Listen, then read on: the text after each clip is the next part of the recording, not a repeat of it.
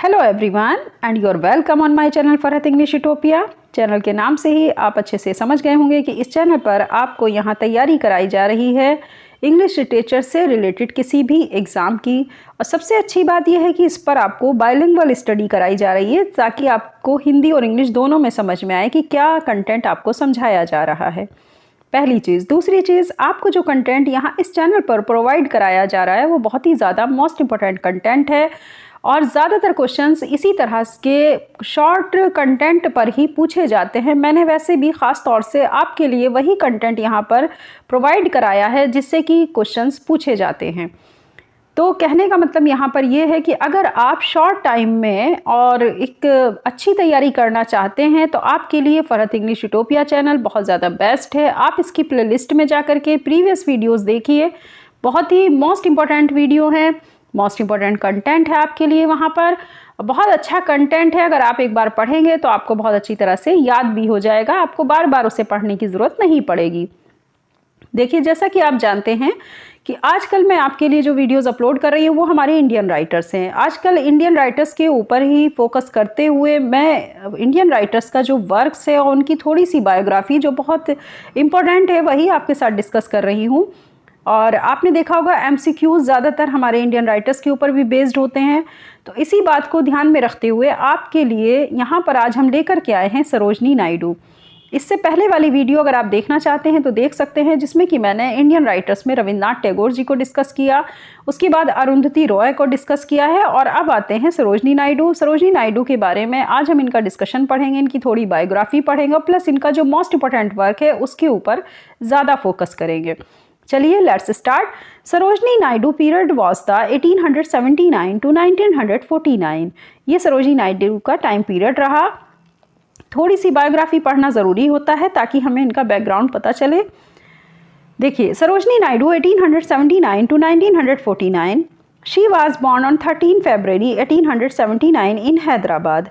Her father was Dr. Agronath Chattopadhyay, who was a professor at the Nizam's College. Her mother, Vasudha Sundari, was talented and cultured like her husband. Her father had leaning in alchemy, a process which turns base metal into gold. इनका ज़्यादातर ध्यान किस में था? धातुओं से सोना बनाने में था, इसलिए वो ज़्यादातर अपने प्रैक्टिकल्स करते रहते थे, या एक तरह से देखा जाए एक्सपेरिमेंट अपने करते रहते थे आल्केमी में।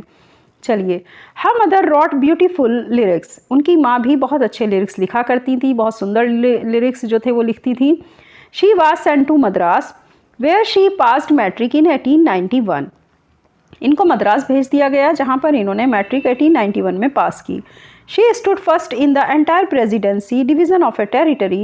She became ill in 1892 and remained in Hyderabad. ठीक है। Next, she spent her time in reading different subjects. इन्होंने अपना ज़्यादातर वक्त गुजारा अलग अलग तरह के सब्जेक्ट्स की रीडिंग करने में। Her outlook became very serious in nature. In 1994, her little brother died. 1994 की बात, इनके छोटे भाई का देहांत हो गया था।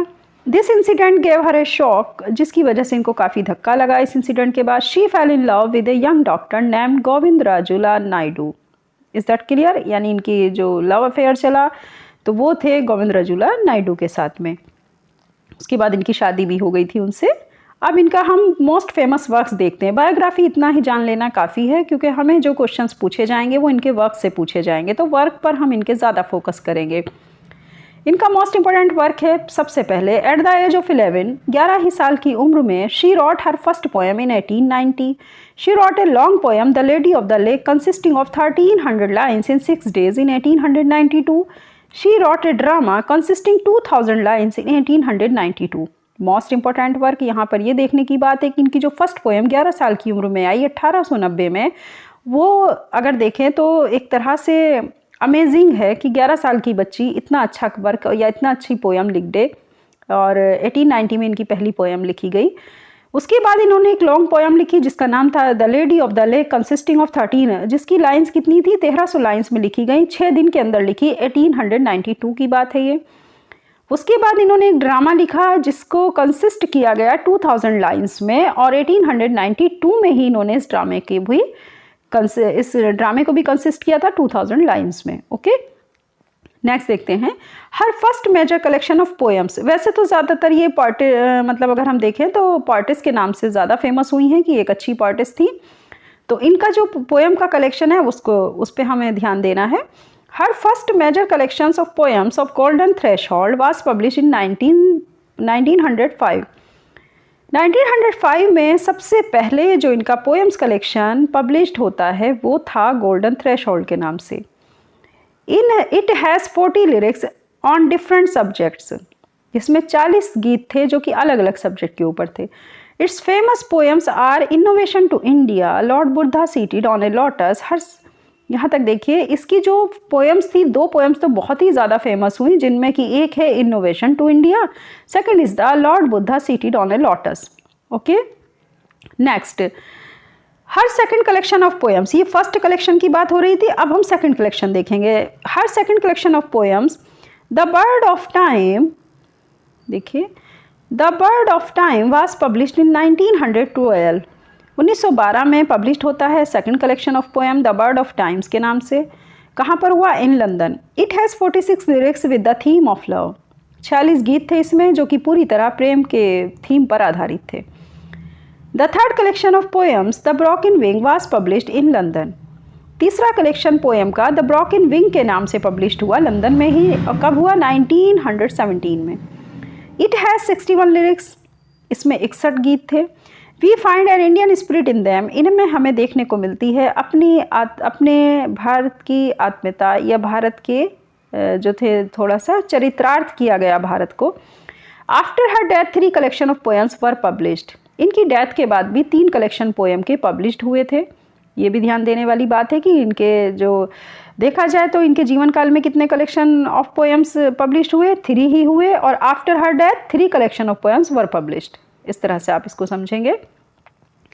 वो कौन सी पोएम्स के कलेक्शंस थे वो अब हम देख लेते हैं। The Sceptred Flute in 1953, the Feathers of Dawn in 1961 and the Temple. 3 collection of the poems. First collection has 3 poems and second collection has 37 lyrics. ठीक है, कहा जा रहा है आपसे कि 37 गीत थे इनमें। She was called the Nightingale of India, इसीलिए इनको किस नाम से बुलाया गया? द नाइटिंगेल ऑफ इंडिया के नाम से। Her famous poems are Indian Weavers, the Palanquin Bearers, the Gift of India, Bangle Seller, the Anthem of Love and Village Song. उनकी जो बहुत ही फेमस पोएम्स हैं उन पे आपको बहुत ज़्यादा कंसंट्रेट करना है, जिसमें कि आपने देखा होगा कि इंडियन वीवर्स हमारे जो है 6th क्लास में हमें देखने को मिलती है। 6th क्लास में इस पोएम को ज़्यादातर स्टूडेंट्स ने पढ़ा होगा, इंडियन वीवर्स की। The Palanquin Bearers, the Gift of India, Bangle Seller, the Anthem of Love and Village song, ये सभी मोस्ट इंपॉर्टेंट वर्क है इनका जो मैंने आपके साथ डिस्कस किया है। अगर आप चाहें तो इसका स्क्रीनशॉट भी लेकर के रख सकते हैं।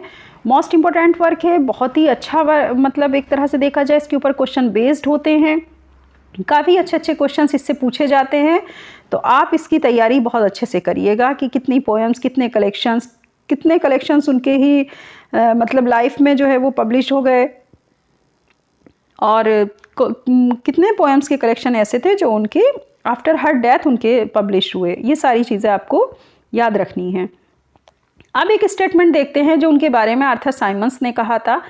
Arthur Symons gave the statement wrote about Sarojini Naidu. Sarojini Naidu के बारे में जो आर्थर साइमंस लिख रहे हैं उनके बारे में देखिए। All the life of the tiny figure seem to concentrate itself in the eyes, they fuse toward beauty as the sunflower turns towards the sun. ये स्टेटमेंट आर्थर साइमंस ने डेडिकेट किया था किसको? सरोजनी नायडू को। तो सरोजनी नायडू के लिए स्टेटमेंट है ये, and given by the Arthur Symons. Okay, इस तरह से आप इसको याद करेंगे, इस तरह समझेंगे। मैं समझती हूँ आज सरोजनी नायडू का जितना भी मोस्ट इम्पॉर्टेंट वर्क और उनकी बायोग्राफी आपने पढ़ी, ये सभी बहुत ही ज़्यादा इम्पोर्टेंट वर्क है, बहुत ही अच्छा ये एक टॉपिक है। इसको आप अच्छे से तैयार कर लीजिए सरोजनी नायडू जी के बारे में। बहुत लंबी इसीलिए मैं वीडियो नहीं बनाती, क्योंकि मैं शॉर्ट ट्रिक से आपको तैयारी कराने की कोशिश करती हूँ। आप कम टाइम में ज़्यादा तैयारी करें, यही मेरा जो है पर्पज़ है, और इसी पर्पज़ के साथ मैं आपको यहाँ पर ये सारी वीडियोज़ अपलोड कर भी रही हूँ। चलिए अब हम नेक्स्ट वीडियो में मिलेंगे इसी तरह एक नया इंडियन राइटर को लेकर के, और फिर उनके ऊपर हम आपके सामने इसी तरह डिस्कस करेंगे, और इसी तरह एक अच्छे राइटर का डिस्कशन यहाँ इस वीडियो पर होगा, इस चैनल पर होगा। जो बच्चे आज इस चैनल से नए जुड़े हैं वो भी चैनल को लाइक, सब्सक्राइब, शेयर ज़रूर कर दें, और सब्सक्राइब इसलिए कर लें ताकि उनको आने वाली मेरी नई वीडियो की नोटिफिकेशन लगातार मिलती रहे और वो लगातार इस चैनल से अपनी प्रिपरेशन को और ज़्यादा स्ट्रॉन्ग कर सकें। ओके, इसी के साथ अब हम आपसे विदा लेते हैं, नेक्स्ट वीडियो में फिर मिलेंगे। ओके, अल्लाह हाफिज़, अपना ख्याल रखिएगा।